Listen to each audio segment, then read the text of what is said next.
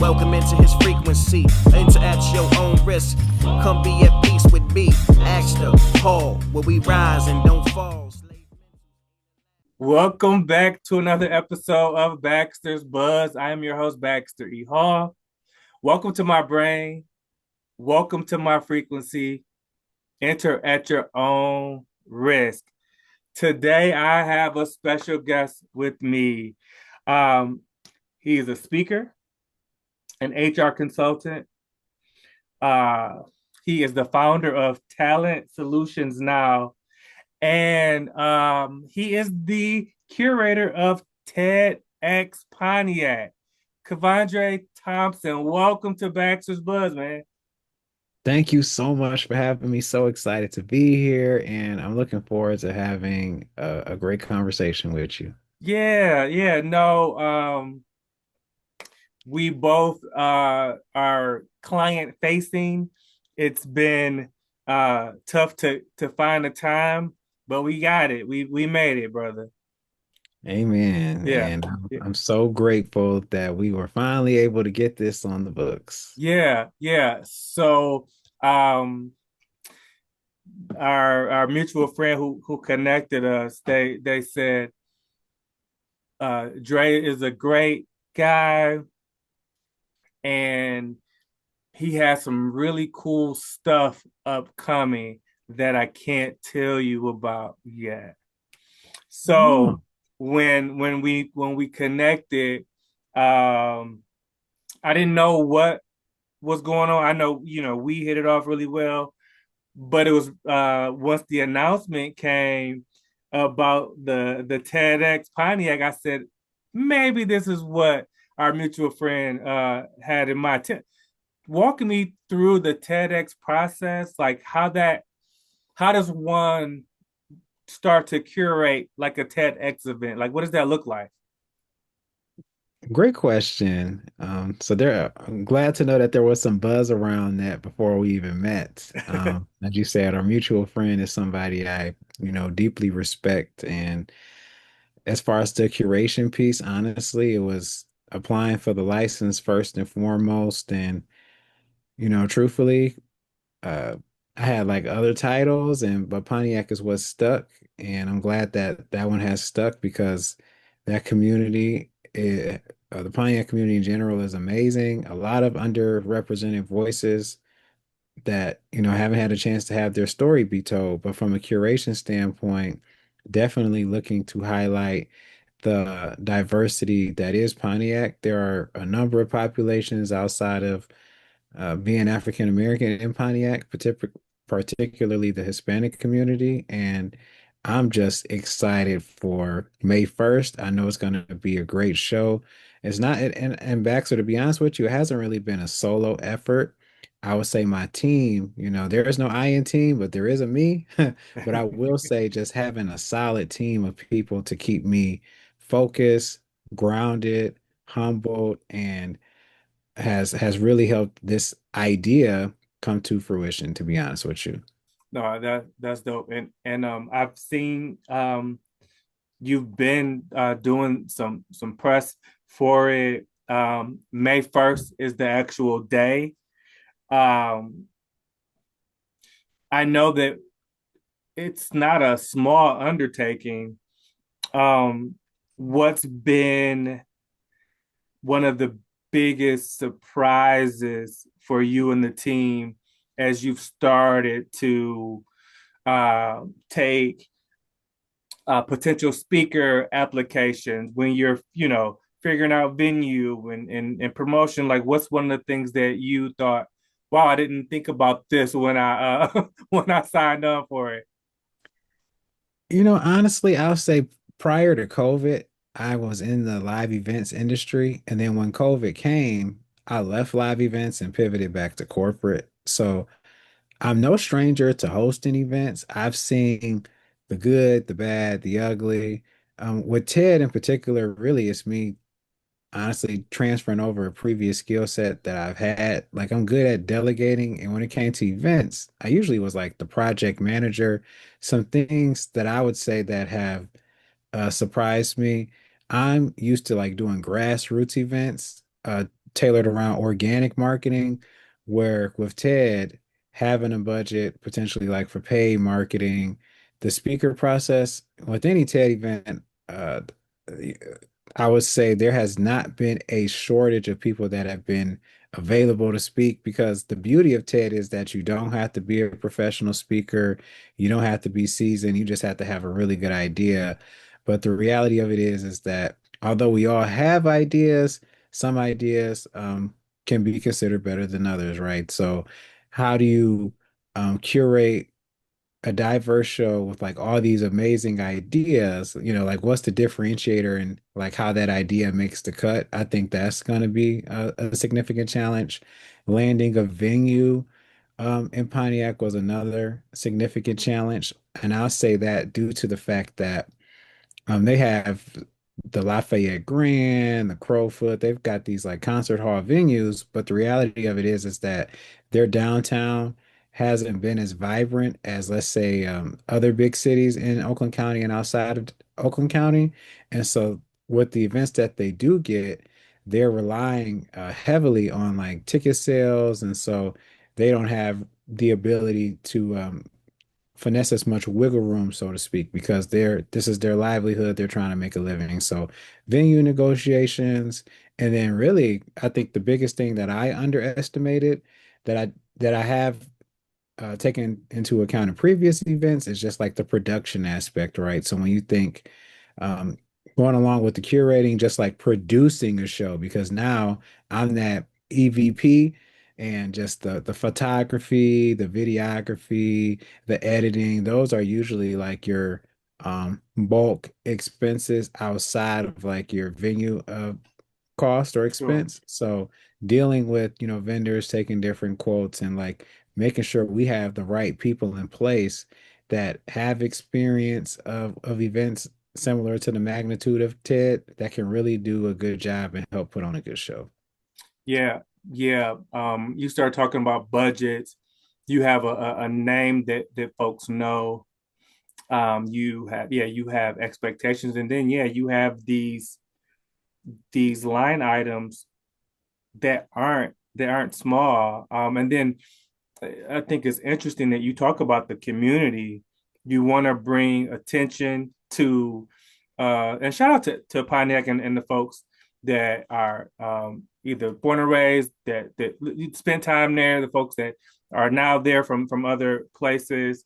Um, it's a city, as you mentioned, marginalized folks, a lot of history in Pontiac. So when you're bringing attention and highlighting uh, the city, you still want the city to show up, and you want the venue to be profitable. You want wins all the way around, and it's not always as easy to make that happen. So kudos to you and the team. Um, you we'll get back to that, but your talent solutions now is something that you founded. Talk about the sort of the talent industry and what led you there, and why is that one of your passions, Dre? Ooh, that's a really good question. Okay. Well, Talent Solutions now, I've been in the HR realm for over a decade. I got my start in recruiting, working for a tier one automotive supplier that hired pre-production test car drivers for Ford, Stellantis, and GM.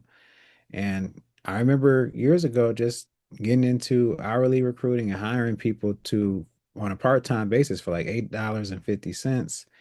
Fast forward to COVID, and I get the opportunity to, be a contractor for General Motors, and I was uh, converted to full time. And so I had the opportunity just to learn from a ton of amazing people, people that had migrated from Amazon and Microsoft and Google and Facebook, and just learn from these people and uh, uh, assimilate their knowledge into my skill set.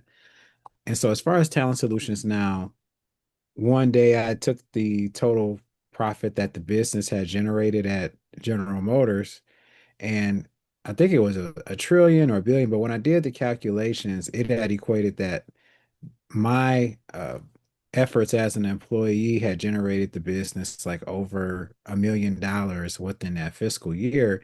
And I'm like, okay, if I can, make this company $1 million, there's no way that I can't generate even 10% of that for myself. And Yeah. so I consider myself a people person. I've done high volume hiring, engineering, cybersecurity, early career talent, so internships. And so this has just been a skill set of mine. And just, I look at anytime that you're able to offer someone an employment opportunity, that is a life-changing opportunity that'll change someone's life. And so it aligns with my passion from wanting to help people. And Talent Solutions now is all about, direct placements. I do career coaching, and it aligns with my speaking business as well because my topics revolve around community building. I turn burnout into belonging. And Talent Solutions now is all about hiring star talent. So not top talent. A lot of people say they want top talent, but the reality is everyone's competing for top talent, but when you're looking for star talent, that's the differentiator. And anyone can be a star depending on what you're looking for. Yeah, yeah. Yeah, I mean, I'm listening to your story, and it all revolves around people. Um, some folks in some of the spaces, it isn't as obvious that people are still integral to their success. And when I'm up speaking, regardless of the industry, I let people know we're still in the people business, and you may be behind the curtain all day, but ultimately 99% of us, what we're doing is connecting to where we need people's approval, we need people's buy-in, we need people's utilization, we need people's revenue, we need people's satisfaction. Like it's all we're still all connected in one way or the other. Yours is much more obvious, Trey. I mean, you talk about speaking, you talk about talent acquisition, even the curation of the TEDx Pontiac. I mean, these are all connected to, and it's clear you're a people person, but passionate about giving people opportunities. Um, Speaking, you're giving game, right? You're talking about um, pulling people out of burnout. You're talking in your talent acquisition, you're giving people opportunities, matching them up with these direct placement. You're doing your coaching, the curation again. You're giving people a platform, um, and the way I look at it is a very service oriented sort of life um, that you're living. Like, do you think about it in that way, or how do you view like your passions and how they translate into some of the things that you're doing professionally? These are some really good questions, Baxter. And to answer Right, your question, this what I do, man. Come on now. yeah, the Baxter got the buzz. So That's right. yes, yes, I would say I have thought about this. And last year, I think that something that connected the dots for me was I reached out to some individuals that were prominent in Michigan, and they made this list of like top 100 influential people in Detroit. And I followed this influencer. And so I started connecting with these people. And one of the individuals responded back to me after viewing my profile and, telling them a little bit about what I do in the not in the nonprofit space. They were like, "Oh, so I would consider you're like a servant leader." And when you talked about service, that's what it made me think about. And that was kind of like a light bulb for me. I'm like, huh, I guess I do. I am a servant leader because everything I do revolves around, service and helping or being to the benefit of others. And so when I thought about leadership, like there are different types of leaders, and I think I fall into that bucket. But to your point about passion, I'm extremely passionate about a lot of things. And so I've had to narrow that down over the years. But I have a relative where we've constantly had back and forth disagreements about, whether you should pursue your passion or not. And my take on it is that you should only do things that fulfill your passion. I think the catch 22 with that is when we think about jobs, sometimes you have individuals that are stuck in employment situations where they're not so passionate about, but they have to pay the bills, right? That's right. But the reality of it is, to me, is that even if you are in that situation, you still could be trying to upskill or better yourself into something that you are passionate about that can still support your livelihood over time. And not to say that it's easy, right? Like some of us, I still have friends that are in there that are millennials that still are pursuing, a rap career, right? And who am I to say, like, don't do that if that's what you're passionate about? But, where is that leading you per se? And that's not, me judging, but it's more so like, how are you positioning yourself for success in the future, if this is lucrative or not lucrative? So, You bring up something. I don't want us to go down this not this episode anyway, but I do want to say, that's I don't know when this conversation started. If it was 20, 30, 40 years ago. Maybe I'm being naive and it started much sooner or much earlier than that. But this whole follow your passion thing, it there's different sides of that, right? There's people that say follow the money, follow what you're good at, but your passion doesn't always pay the bills. But I think that, like most things, the answer is really in the middle, Dre. Um, okay. for example, someone that may be pursuing a rap career, that may be their passion, or singing career, whatever.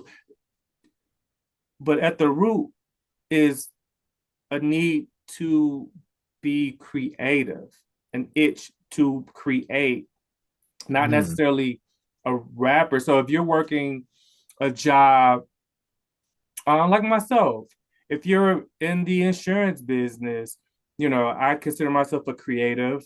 I'm not always able to pull out all my paintbrushes per se, in as a broker, but I am able to present. I'm presenting to prospective clients.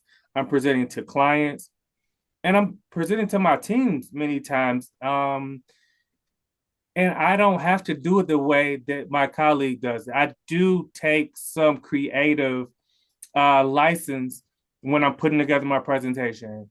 The folks that I mentor, I tell them, don't no presentation should be the exact same as the last one because you're talking to a different audience. So there's ways to weave in your passion without, and sometimes it's a little harder to find. But when you really think about, okay, what am I passionate about? Why am I passionate about it? Is the role that I'm doing now, or is there a role out there that can help me scratch some of that itch until maybe that full blown opportunity presents itself, right? I don't want to discourage people like you. I also don't want people out here unhappy with what they're doing because typically there's a way to incorporate a little bit of that spark in your job until that full blown opportunity kind of presents itself. well said. I think you make a lot of valid points that I didn't consider. And like you said, being a creative, maybe if you want to write, there's a way you can, put that in presentation notes in a team meeting, or there's some way you can incorporate that passion to where you're still fulfilling that outlet. So that's a Yeah. very valid point. Yeah. I mean, I think about yeah. There's a if we look at it long enough, I guess I'll close this piece of it with. That's why I'm such a big believer in assessments, self assessments, to really Mm, understand your yes. strengths, Yep. because that Yeah. will help you see maybe paths and opportunities that you didn't otherwise see that are connected to that passion of yours. But back to your passion, sir. Um, this this curation piece. I mean, you talked about the project management. You talked about the you're dealing with the finances, you're delegating pieces out. Um, what's one part of this process that you've had to delegate that back in your event planning uh past that you would have loved to do, but you just it's just something you can't do right now. Like you're like, man, I have to delegate this to someone else because I don't have the time, but something that you like kind of like Oh, this is, reluctantly, yeah, I got you. gave away. As the curator, so truthfully, I've always been accustomed to when I was doing live events, I'm used to being like the event organizer, where now as the curator, the event organizer functions like similar to a project manager, to where now it's like I can't be the project manager for my own event because essentially, so that's been like really hard for me because when you're like you said, delegating, but the project manager is essentially like a team lead where you're encouraging people to that aren't like your direct reports to still like execute the tasks that you need them to without like having direct influence over their work. And so I'm used to playing that role. And so with the team that I have, a lot of these people are like mutual friends of like mutual friends that I trust, right? But that have that credibility. So I've had to uh humble myself and I'd say take a step back a little bit, and I'm all about letting others flourish, but I like having the control, Baxter. Like I'm the type of, to give you Okay, an say it. example, Okay, yeah. I'm the type of person like we're going somewhere, you say, Dre, let's go to McDonald's. I'll drive. I'm like, oh, maybe I'll drive, right? Like I like having that control. And so when I don't have that control, it's a little uneasy for me because I'm used to being an older sibling, just like being a firstborn. Like I'm used to being that person that has had to, take charge or delegate. Yeah, yeah, that's real. And again, it goes back to the last topic. Knowing thyself, right, and understanding like your strengths, but then also just being wise enough to know, okay, I if I play this role during this event, I'm everything else is going to fall apart. If so I think it's a good lesson to folks that sometimes you have to give up some control when you put the Yes. right when you have people that you can trust. First of all, find people that you trust to add to the team, and then make sure that you are respecting their skills and talents by giving them the appropriate amount of responsibility, right? Oh, you didn't. Oh, this whole conversation, and I've got a keynote just brewing right now with what you said, and I want to add on to that. That's the improv coming out. Yes, and to your point, being able, the trust factor is big too. But I know for me in particular, like social media, I won't say it's like my Achilles heel, but just the time that it takes to like really develop and craft an elegant social media is a skill set that I won't say lack, but haven't prioritized putting the time into. So like that piece, I'm like, you want to run the social media or like the marketing though, like I know some people that I put myself up there as like a marketer, being pretty good in that skill set, but even delegating that piece out too, right? Because I would consider myself more of a visionary. And so trusting other people to fulfill your vision, like to me is a huge ordeal and a huge task. And so I'll just shout out my team. I love the people that I have and just like the credibility and the work ethic that they've brought to to the table thus far on a volunteer basis, I might add. Like these people have families, significant others, children, and they're like putting like hours in just on the strength of me and like wanting to see this like be a success. So like shout out to them. But yes, Baxter, like, spot on. Like the trust is key. And so being able to like go with the universe and higher power and just like see this come to fruition has been amazing. Yeah, yeah. Well, TEDx Pontiac, the event is on May 1st. Yes. Um, are you still accepting speaker applications? still accepting speaker applications. When I had a news appearance a week and a half ago, we were at 150 applications. We are now like over 350. Wow. And applications closed January 26th. We launched December 26th. So definitely apply if you're interested in speaking and you have an idea worth spreading. In addition to that, we're still looking for attendees as well. Like everybody wants to speak, but sometimes it's okay to be an audience member too. Soak up some game That's right. and I'll even put it out there too. Like, let's say if you're not chosen this time, that just means that it wasn't your time. Like, we do have a selection committee, so you know that I'm a speaker as well, Baxter. So I'm trying to remove bias and make it as objective as possible from people that are accredited that can continue to add validity to the event. And just because, let's say, for example, you aren't chosen this time, there's always a next time. If the first event goes really well, I imagine that there will be more, and it's really all about, giving people a shot, a chance, opportunity to let their voice be heard and impact society in a positive way. And sponsors too. If you know anybody that'd be interested in sponsoring, our sponsorship deck is on TEDxPontiac.org. And thank you to you, especially Baxter, for sharing your platform with me. Very appreciative of you and your time, and I look forward to hopefully coming back. Oh yeah, for sure. I appreciate you. And then again, kudos to you and the team for what you're putting together. The site will be in the description. So again, May 1st, we're still looking for speakers for a limited time. We're looking for attendees, and we're looking for sponsors. So as my son tries to interrupt our podcast with his gaming, let me close out. I guess that's my cue. On behalf of Kevandre, I am Baxter E. Hall. Thank you all for listening, watching, and wherever you're kind of taking this information in, just know that you are all capable. You just need to embrace your own frequency. So on that note, until next time, peace, everyone. Peace. All right. That was really